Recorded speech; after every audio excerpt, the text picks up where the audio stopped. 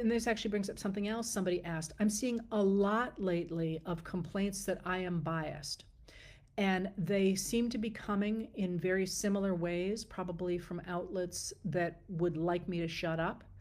Um, and what I would say is this: you should never listen to anybody as the final word. My life experiences are very different than yours, and some of the things I might think are different than you think, and that's good. That's not a bad thing. But what I try and do is figure out what this moment will look like to people in 150 years, because I am not a journalist, I'm a historian, and my imperatives are very different than a journalist. I am not interested in both sidesing anything. I am interested in telling the story of America. And when I look at this moment, as somebody who expects, to be able to see what historians will see, what they will see is an attempted fascist takeover of a democracy. And that's what I write about. And that makes, somebody said, well, you never say anything good about Trump. And I was like, I am not both sidesing fascism. I'm just not going to do it. So that's my bias.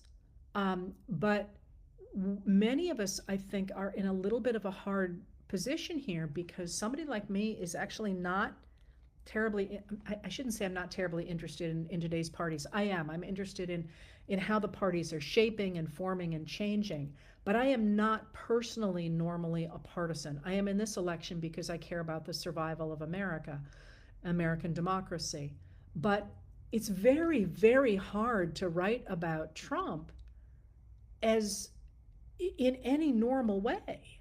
I mean, I could write about the George W. Bush administration, and you didn't have to write about Bush doing in bonkers things.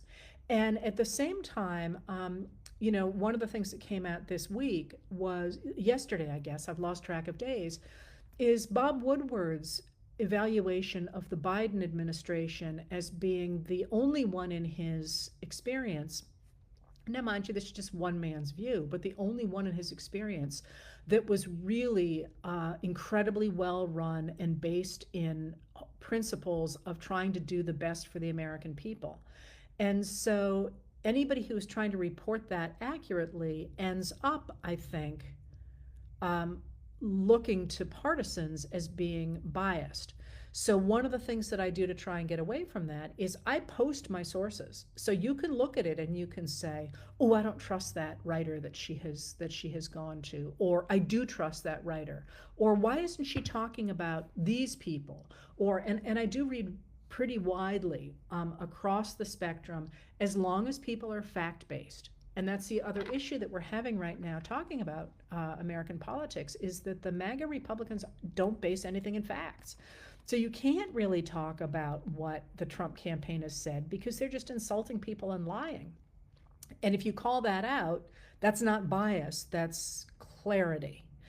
But I think it's going to be really, I don't know how you look at what happened over the last 2 days, 24 hours even, not even, and not reflect on the fact that Trump does not appear to be a healthy man.